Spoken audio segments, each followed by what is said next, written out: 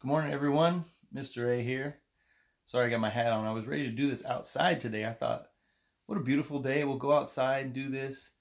But one of my neighbors is like hammering away at something, so I thought that would be pretty distracting in the background. So we're back inside in our extra bedroom slash office. So here we go for today. Our books are Pink and Say by Patricia Polanco and The Faithful Friend by Robert D. Sansosi. I don't know how you say that. Saucy, maybe. Our winner yesterday is These Hands. I believe our vote was like 8-3 or 8-4, something like that. So These Hands was the winner. So we're making some progress here in our bracket, almost to the Elite Eight. 2 more matchups on each side. So today we're over here on this side of the bracket. Pink and Say versus The Faithful Friend. You can see I printed out the Spanish version of the title when I printed out the pictures. Didn't even realize that until yesterday when I was looking at it. So here we go. I will warn you that these books are a little bit longer today. So it will be a little bit longer video. So let's get right to it. All right, let me get set up here. Pink and Say will be our first book. Faithful Friend will be next. All right. So Pink and Say. Let me get you a little better angle here. Maybe that's better. All right, Pink and Say by Patricia Polanco. My wife was reading to me yesterday too that Patricia Polanco does give permission to all, for anybody to read her books aloud and things like that. Sometimes there's copyright issues, but she gives permission. So Pink and Say.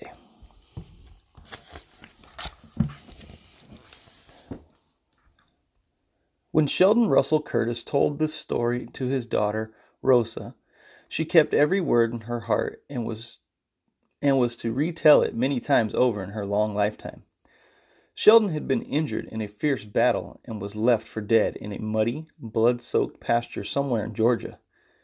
He was a mere lad of 15. He lay there for 2 days, by his reckoning, only to slip into unconsciousness and fever.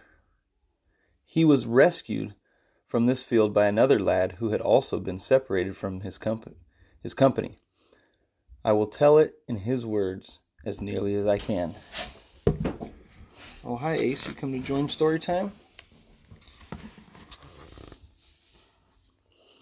I watched the sun edge toward the center of the sky above me. I was hurt real bad. For almost a year, I'd been in this man's war. The war between the states. Being just a lad, I was wishing I was home. My leg burned, and I was angry from the lead ball that was lodged in it just above my knee. I felt sleepy, and everything would go black. Then I'd wake up again. I wanted to go back to our farm in Ohio, and sometimes, when I'd fall into one of them strange sleeps, I'd be there with Ma, tasting baking powder biscuits fresh out of her wood stove. Then I heard a voice. For a moment, I thought I was fever dreaming, but then I felt strong hands touch my brow, splash water in my face. Let me shut the door real quick here.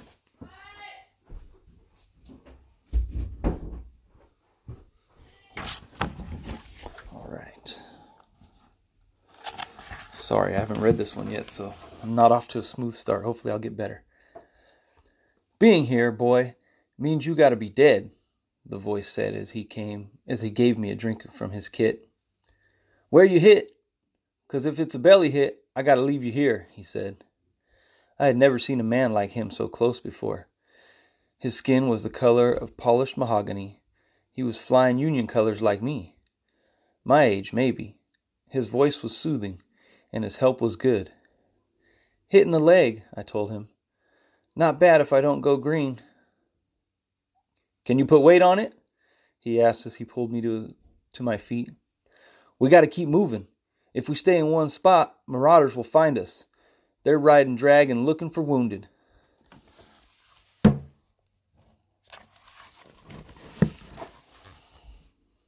Next thing I remember was collapsing in a heap on the ground and rocking with pain in my leg. Everything started to go black. Then I remembered him pulling me up on his back. I heard him say, Lord have mercy, child. You as bad off as I am. I'll tote you. I can't rightly leave you here. I remember being pulled and carried and stumbling. I remember hard branches snapping back in my face and mouths full of dirt as we hit the ground to keep from being seen. I remember slogging through streams, hauling up small bluffs, and belly crawling through dry fields. I remember these things in half sleep like, but I do remember being carried for a powerful long way.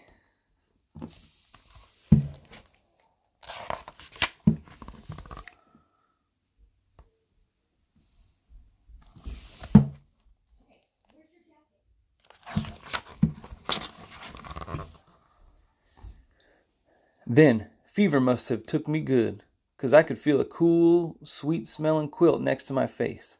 Soft, gentle, warm hands were stroking my head with a cool, wet rag cloth. "Look at that morning that's coming," a woman's voice said as she spooned oat porridge into me. "Do your mama know what a beautiful baby boy she has?" "Where am I? Is this heaven?" I asked. She tossed her head and laughed. "No, child. Pincus bring you home to me. Don't you remember?" The mahogany child, I thought. "Both you children been on the run for days, and a miracle of God Almighty brung you both here. Yes, indeed, child, a miracle." I remember thinking, could this war have been so close to Lad's home? To this lad's home? I couldn't imagine having a war right in his backyard. I looked over and saw him looking out the window light. "Guess you don't remember much," he said. "I'm Pincus Ailey. Fought for the 48 colored. Found you after I got lost from my company." "My name's Sheldon Curtis," I said weakly. "This is my mother, sweet Momo baby," he said as she smiled at me.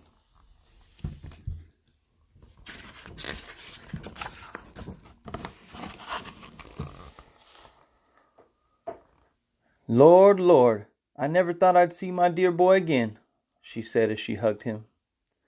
I've been getting along though, Pincus. Warm things got left in the big house when the family left. Dry goods, too. The rest I've been getting from the woods. They's a freshwater spring. Still have some chickens. Even got an old cow out back that still gives." "Then you've been all alone here?" Pincus asked his mother. "Where is everybody?" "Your daddy runned off to fight a month ago. All the hands and their children runned off out of harm's way. But I stayed. I prayed to the Lord every day. My prayers were surely answered, 'cause he brought back my baby, back here to stay," she said as her face beamed. "You ain't never gonna leave your mama again, are you, child?" she said softly. Pincus looked troubled and didn't answer. "I'm going down to the stream and pound these cloths of yours," she said as she readied to leave us. "If you hear marauders coming, get for the root cellar door. Stay down there until they gone. That's what I've been doing." "Marauders? Here?" Pincus said with alarm. "They've seen there's nothing here for them, child, nothing."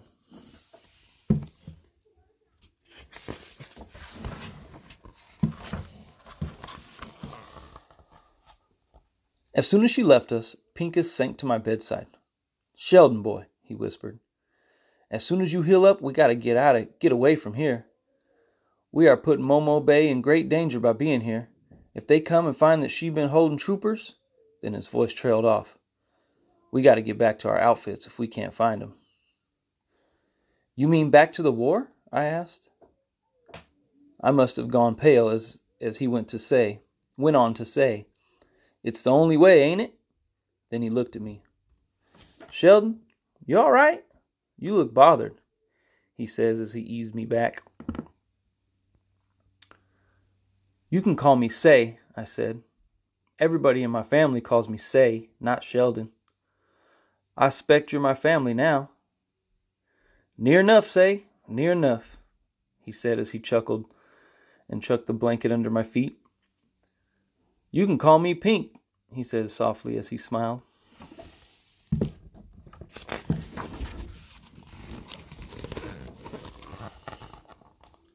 For the next week, Momo Bay fed us both up good. Raw milk and cornbread never tasted so good in all my born days. It were the first time in months my victuals didn't have any mealworms in it.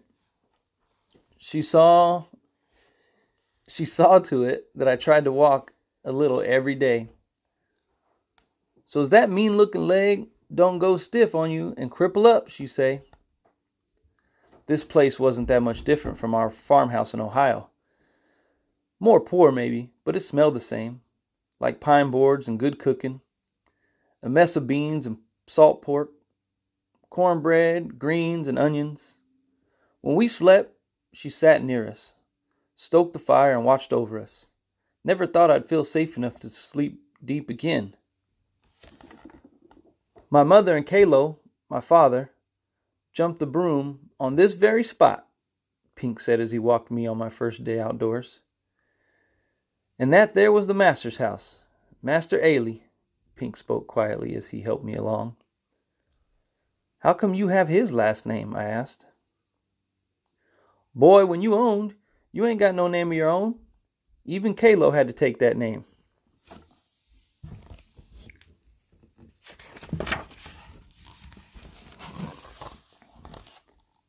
As we rested under the willow tree, Pink asked me about my family back home.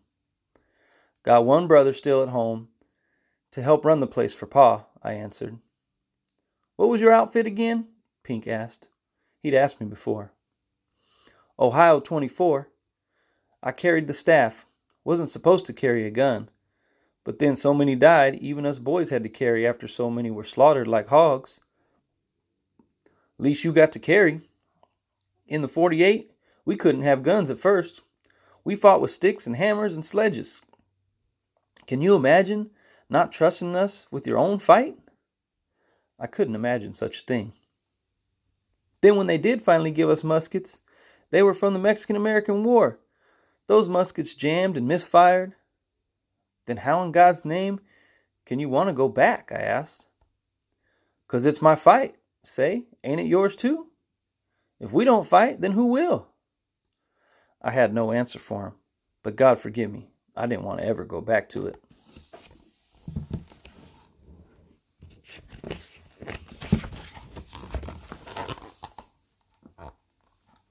After a few more days, I could walk a little steadier, but still needed help. Pink took me out by the big house and walked me through it. Weren't much left of it, really. It was mostly burned out. Master Ailey had a library full of books right here, he said. He taught me to read, even though it was against the law. He must have been a good man, I said. More bad than good, say. Sometimes I think he just liked being read to. There was this book of poetry, say, that was this thick.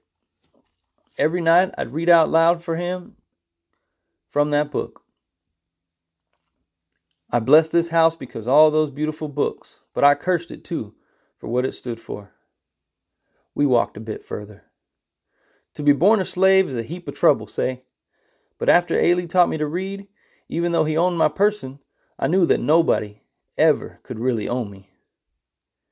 You feel hot, Pink, I said. Lord, I think you're as sick as me. Let me fetch you back to the house. I'll be fine, boy. Just a little tired, that's all. I'll be ready to fight, though. I'll be ready to fight.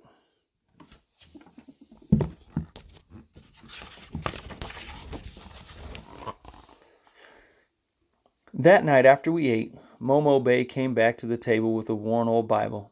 She was so happy, my heart ached at the thought of telling her we'd be leaving soon. Master Ailey showed him how paper talks. Show him, Pink, she said. He took out a pair of spectacles from his pocket and opened the Bible to the Psalms of David and started to read. His voice was steady and had such wonder. Just hearing them words made pictures come into my head. I surely do wish I could read, I announced to them without thinking. When Pink saw I was ashamed, he took my hand. I'll teach you, say. Some one day, I'll teach you. I could feel my face flushing up. Then I spoke up. I done something important. I announced. Of course you have, child. Of course you have, his mother said. I touched Mr. Lincoln's hand. It were near Washington. We were quartered there just before Bull Run. The president himself was shaking everyone's hand, and I just put my hand right out. And he shook it? Pink answered. Yep, he took it, I answered. Now there's a sign, ain't it? He said, smiling broadly. Touch my hand, Pink. Now you can say you touched the hand that shook the hand of Abraham Lincoln. Next best thing to touching him, Momo Bay said in wonder.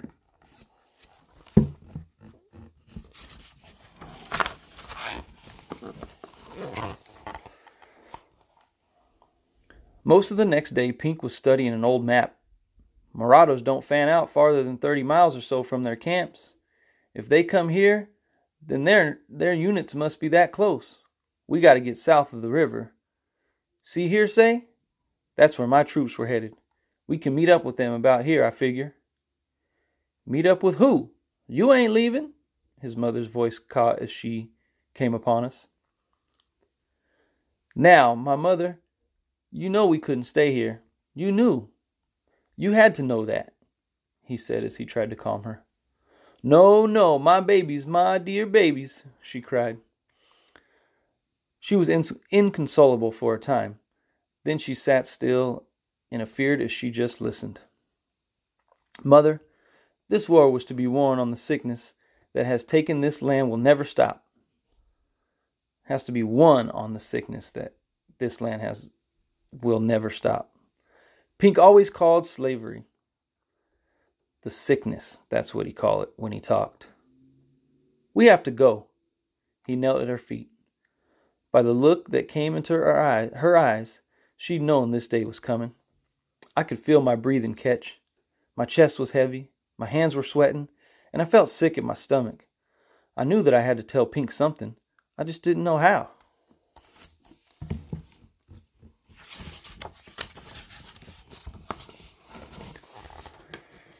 That night I couldn't sleep. What's wrong, child? Momo Bay said from her chair. I don't want to go back, I blurted out. I know, child, she said. Of course you don't.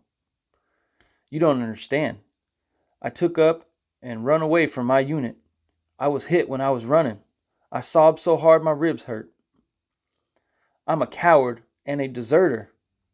She looked at the fire and said nothing for the longest time. Then her voice covered my cries. You ain't nothing of the kind. You a child. A child. Of course you're scared. Ain't nobody that ain't. I'm not brave like Pink. I'm not brave. Child, being brave don't mean you ain't afeared. Don't you know that? I don't want to die. There's things worse than death, child. But you got nothing to fear. You are here now, and I'm hugging you up. You gonna be an old man someday. When it is your time, the sweet Lord will send a hummingbird to fly your soul to heaven. Now, you ain't feared of hummingbirds, are you? Her words brought me sweet sleep. That night I dreamt of hummingbirds and green pastures full of sunlight and wildflowers.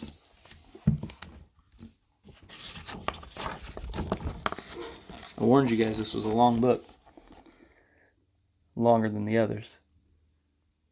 The next morning we mustered to leave. We packed cornbread, salt pork, and dried beans. I would have done just about anything to stay. But my place was to go with Pink. I owed him that.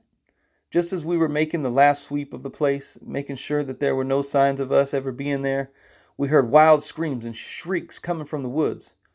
Marauders! Pink said as he grabbed a piece of wood for a club. Momo Bay took it from him. Get to the root cellar. They ain't got no truck with an old dark woman. You get to that cellar, you hear? We didn't like it, but then she pushed us. Hurry, afore they hear. She lifted the root cellar door and shoved us in. Don't come out till I tell you. We heard the porch steps creak as she ran from the cabin. She's drawing them off, Pink whispered. When the marauders came in, my heart was pounding so hard I was sure they could hear it up there above us. There was a terrible commotion as they ransacked looking for food. Then there was silence. A single shot echoed through the trees outside. They let out a war whoop as they thundered off. We waited for a sign from Momo Bay, but it didn't come. We finally climbed out and ran outside to see Momo Bay laying just beyond the porch.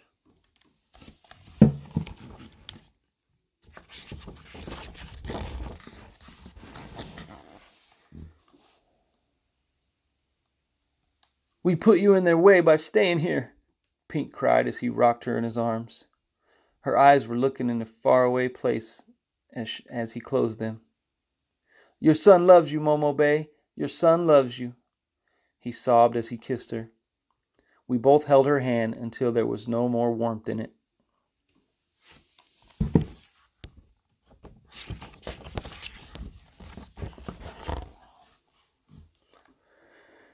After we buried her under the willow tree, we set out.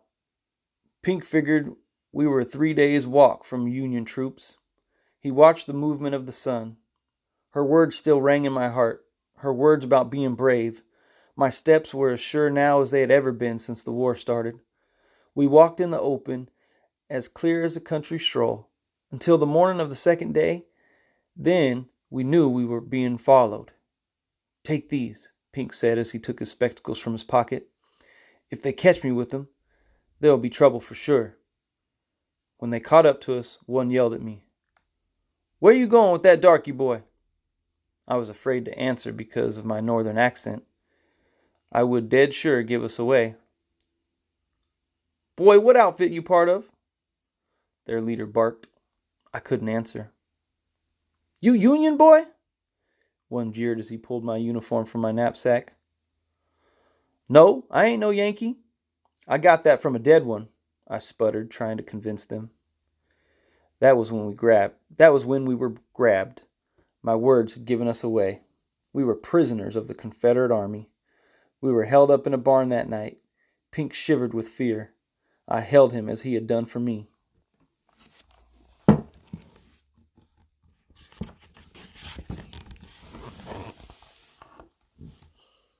The next morning we were thrown into a boxcar. We rode for what seemed 2 days, stopping many times. When the door slid open, the daylight was blinding.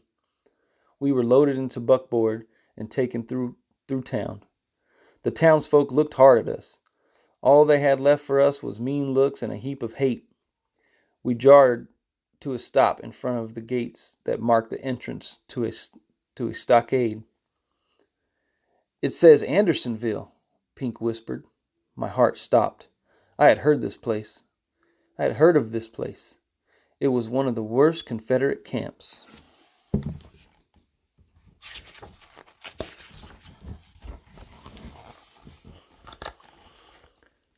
When we were pulled from the buckboard, we fell hard to the ground. "No, no," I begged as they pulled us both along. Because of his fever, Pink stumbled and fell. They dragged him along with such meanness. He did not protest until they forced us in different directions. Then he reached for me and said, "Let me touch the hand that touched Mr. Lincoln. Let me touch the hand that touched Mr. Lincoln, say, just one last time."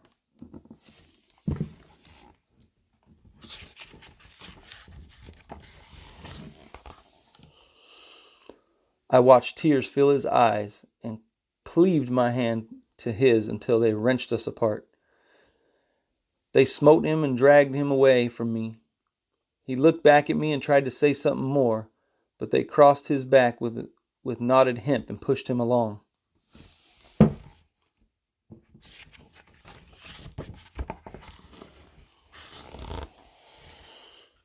Sheldon Russell Curtis was released from Andersonville prison some months later, weighing no more than 78 pounds.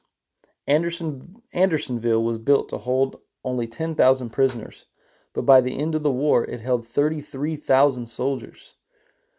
There was no fresh water, no shelter, and no food. 13,000 men and boys died of starvation and dysentery. Sheldon Curtis returned to his home and recovered. He settled in Berlin Township in Saranac, Michigan. He married Abigail N. Bernard and fathered 7 children. He became a grandfather and a great-grandfather during his long lifetime. He died a very old man in 1924. Pincus Ailey never returned home. For him, there was to be no wife, no children, nor grandchildren to remember him. It was told that he was hanged within hours after he was taken into Andersonville. His body was thrown into a lime pit.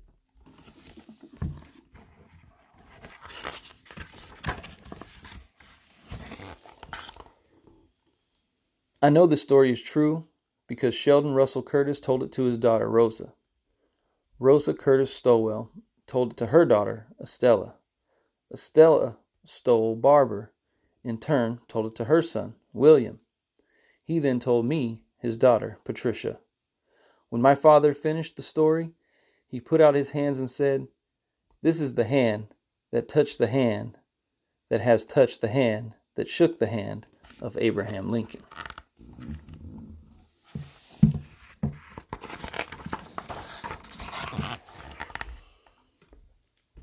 This book serves as a written memory of Pincus Ailey, since there are no living descendants to do this for him. When you read this, before you put this book down, say his name out loud and vow to remember him always. Pincus Ailey. That's the end. So that book's a little heavy. So this might provoke some good conversation, especially if you have middle schoolers, older children. This is real. So this might provoke some good conversation for you guys. And especially in this time we're in shelter in place, this is an excellent learning opportunity for them to kind of know the history of our country, and that's part of it. So on to our next one is The Faithful Friend. And I'll do my best to read a little smoother this time. Okay, Faithful Friend, The Faithful Friend by Robert D. Sansosi. Saucy, maybe.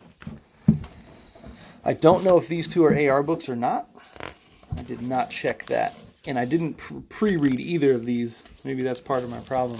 I should have pre-read them like I normally do. So I apologize. In the last century, on the island of Martinique in the Caribbean Sea, there lived a man named Monsieur de Force, who owned a sugar plantation. His wife had died giving birth to their only child, a boy named Clement. Monsieur de Force hired a French-born widow who lived in a nearby village of Les Vauslin, maybe, to be his son's nurse and tutor. She had given birth to her own son, Hippolyte, only a few days earlier. At Monsieur de Force's insistence, Hippolyte was raised in the plantation house with Clement. The boys grew into handsome young men, tall and lithe and sharp-witted. Clement's brown skin was the rich color of old bronze, while Hippolyte's fair skin was tanned by the tropic wind and sun. From the first, they were as close as brothers. One day, Clement showed his friend a small painting of a beautiful young woman. He said, "This is Pauline, the niece of Monsieur Zobacat, who lives in Macuba. I have fallen in love with her picture. Come with me tomorrow to visit her, so that I can ask her uncle for her hand in marriage."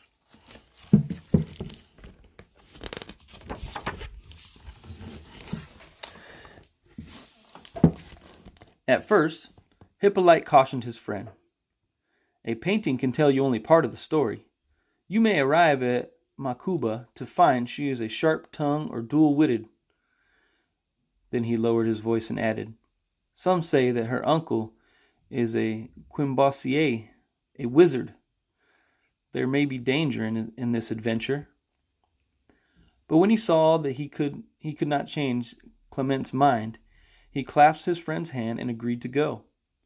They were so close that the happiness of one was the happiness of both. They set out the next day. Because the sun was hot, they walked slowly north along the coast road. Everywhere, vivid blossoms blazed against the bright green of sugarcane and banana and pineapple fields, and the deeper green of distant mountains. It was a perfect setting for the young men's high spirits.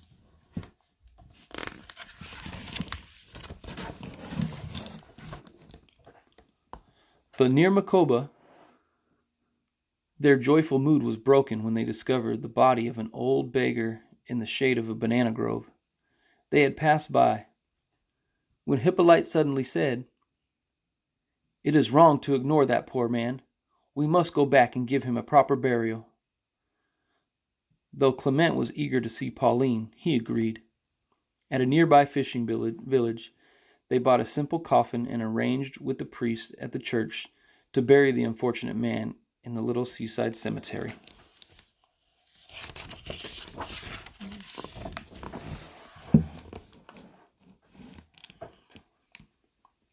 In a quieter mood, they reached the vast plantation of Monsieur Zobecat, the uncle and guardian of Pauline. "Bonjour, Missy, good day, sir," Clement said politely when he met the master of the house. Monsieur Zobecat was a large man who stroked his thick mustache thoughtfully and offered Clement a guarded "Bonjour, mon fils," "Good day, my son." At that moment, Pauline hurried outside, eager to meet their guests. To both young men she seemed cheerful as the morning sun, more beautiful than any painting. She was also lively and witty, and clearly delighted to meet the two friends. Clement, hopelessly in love, could only gaze at Pauline. Hippolyte talked of their journey, omitting only the sad incident of the beggar's funeral. All the time he noticed the bright, loving smiles Pauline gave Clement, and the dark looks that Monsieur Zobecat cast on his friend.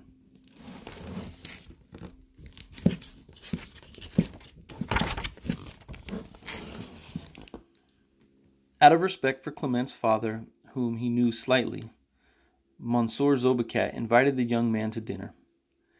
He would have sent Hippolyte to dine in the kitchen with the servants, but Clement and Pauline insisted that he remain. Unhappily, Monsieur Zobecat ordered his servants to set the table for 4. They dined off fine china and silver brought to the island from France. They ate their fill of spicy fish soup, sweet clams, sausage, stuffed land crabs, red beans and rice, rich cakes and fresh fruit. Monsieur Zobecat was cold but polite during the meal. But when Clement proposed to Pauline and she accepted, he grew furious. "I forbid any such thing. I have decided that we will travel to France," he said. "There you will marry the man I choose for you." But Pauline was a spirited young woman. "No, dear uncle," she said, "I am of age, and while I thank you for all you have done for me, I must follow my heart." At this, Monsieur Zobecat swept the dishes off the table. "Then go. None of you is welcome any longer. But have a care." He thundered, his heavy mustache quivering and his dark eyes flashing red like burning charcoal. "You are not married yet."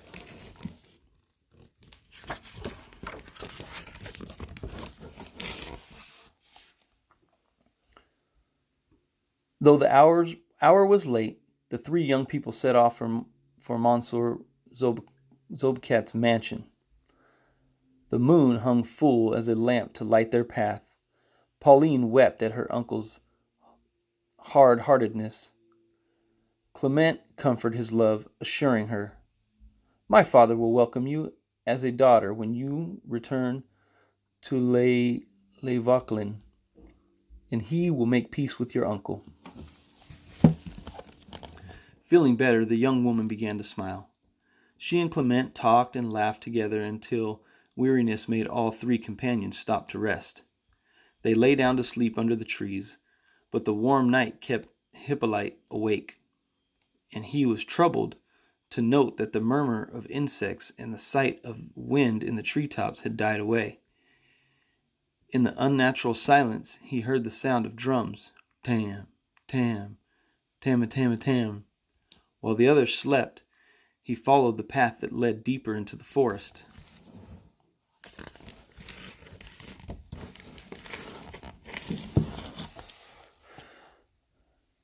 The drumming led Hippolyte to a small clearing. There he saw 3 tall, beautiful women whose skin gleamed like polished ebony. One beat upon a small drum. Hippolyte remained hidden when he heard the first woman say, "The pretty girl and the handsome boy are asleep in the grove." The second said, "Now we must do what Quimboisier Zombicat summoned us to do." "Begin the spell," the third commanded. At this, Hippolyte grew frightened. He guessed that these creatures were zombies. He prayed they would not discover him before he could learn what wickedness they'd planned. The first zombie knelt beside a little stream, cupped water in her hands, and gave some to her companions. "Tomorrow morning," she said, "the couple will come upon a brook." The second zombie said, "The girl will say that she is thirsty, and the boy will give her water. Then he will take a drink himself." The third said, "They will die." Then she cried, "If anyone hears this and repeats this, he will turn into stone from the soles of his feet to his knees." The zombies slipped away into the shadows, while Hippolyte returned to keep watch over his friends.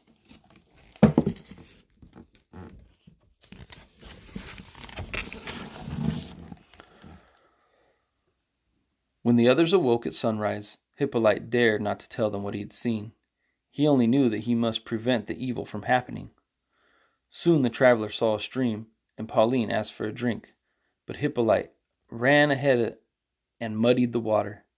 He brought the young woman some dirty water in his hand, saying, "You would surely fall ill if you took even a drop." Though all were thirsty, they continued on their way.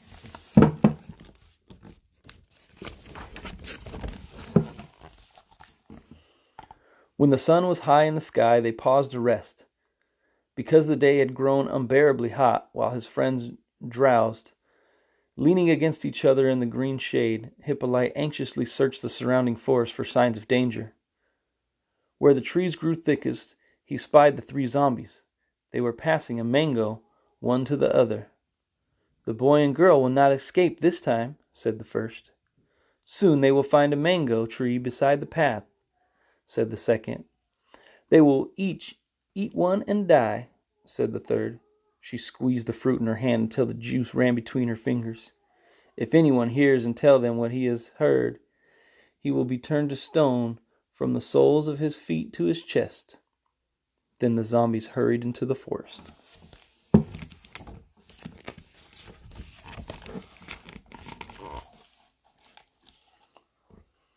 Returning, Hippolyte found his friends awake and eager to be on their way.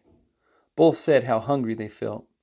Though Hippolyte pointed out the abundance of papayas, cherries, lemons, limes, and bananas all around, Pauline insisted that only a mango would satisfy her, and Clement said the same. Hippolyte dared not tell them what he had heard. Soon they came to a huge tree laden with ripe mangoes.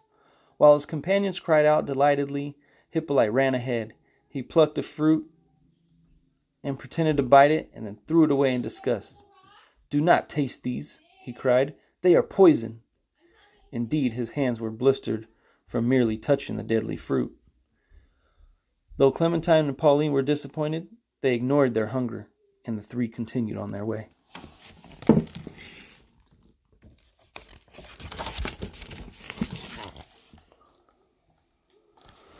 The nearer they came to home, the hotter the day became.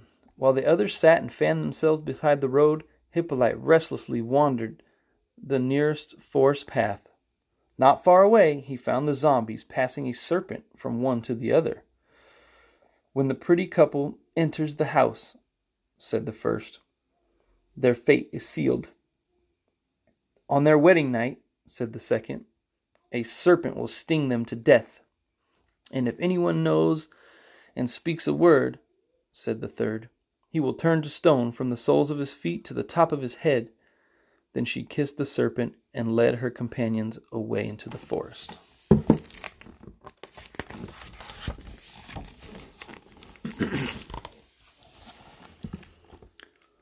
When the travelers reached the plantation, Monsieur de Force was overjoyed at the news of the engagement of his son to Pauline. He promised to make amends with her uncle. Indeed, Monsieur Zobecat came for a visit and seemed to forgive the couple. He even agreed to attend their wedding, but Hippolyte saw the poisonous look behind his pleasant words. He was certain that the man still planned to carry out his vengeance. By day, Hippolyte was always at his friend's side. At night, he kept watch for the serpent the zombies had threatened, but he saw none. Nevertheless, he knew that the great danger awaited Pauline and Clement on their wedding night.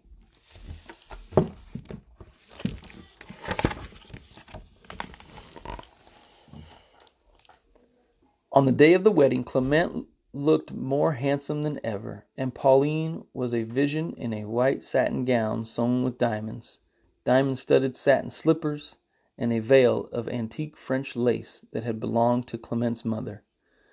The house and gardens were filled with guests who had come from miles around.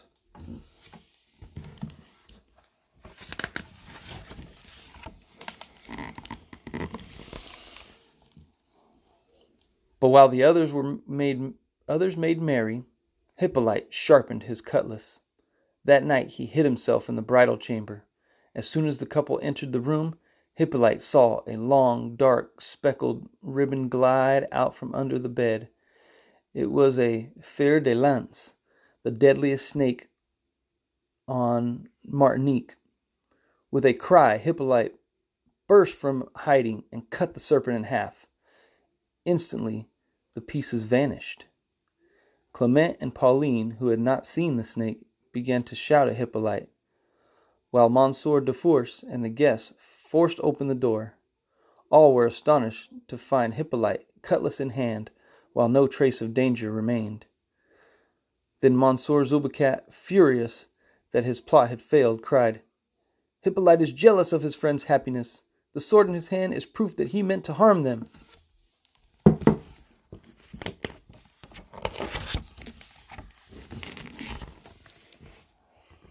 At first, Clement and Pauline and Monsieur de Force would not believe this, but Hippolyte's refusal to explain his actions angered them. Finally, Clement ordered Hippolyte out of the house.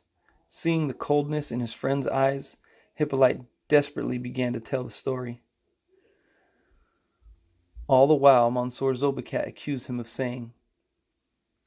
by saying, "You are a liar and an assassin." When Hippolyte told about the zombies and the poisoned water, he turned to stone, up to his knees. "Say no more," cried Clement. Anxious that Clement know the whole truth, Hippolyte explained about the deadly fruit, so he became stone up to his chest. "Not another word," begged Pauline, clutching his hand. She shivered at the feel of hard, cold stone.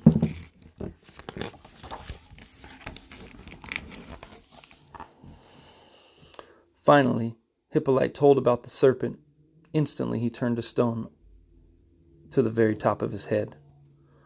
"Oh, my poor friend," shouted Clement. "I would give anything to restore your life." Suddenly an old man stepped from the crowd. "I can bring back his life," he said to Clement, "if you will take this curse upon yourself." "Yes," Clement answered. "I already owe my life 3 times over to him." Then he bravely hugged Pauline. The old man passed his hand 3 times over the head of the statue, then blew gently into the stone's face.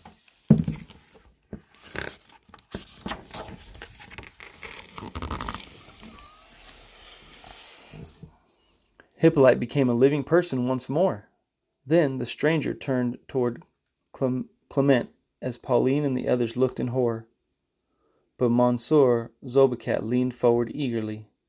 The old man made as if to touch Clement, but instead his outstretched finger suddenly touched Monsieur Zobecat's forehead. The man instantly became a stone figure. "Your willingness to sacrifice your life for your friend gave me the power to break the spell," the stranger said to Clement. "But a curse only ends when it's returned to its source." While the friends exchanged a heartfelt embrace, the old man said, I was the beggar you gave a Christian burial to on your way to Makoba.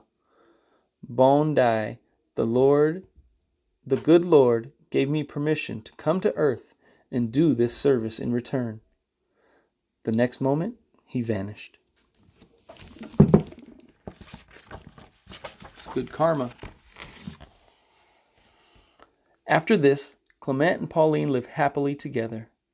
Hippolyte fell in love and married too, and the children of both couples grew up as close as brothers and sisters. The statue that had been Monsieur Zobecat was placed in a corner of the garden, where it soon crumbled into dust. There's the statue. Got my thumb over here.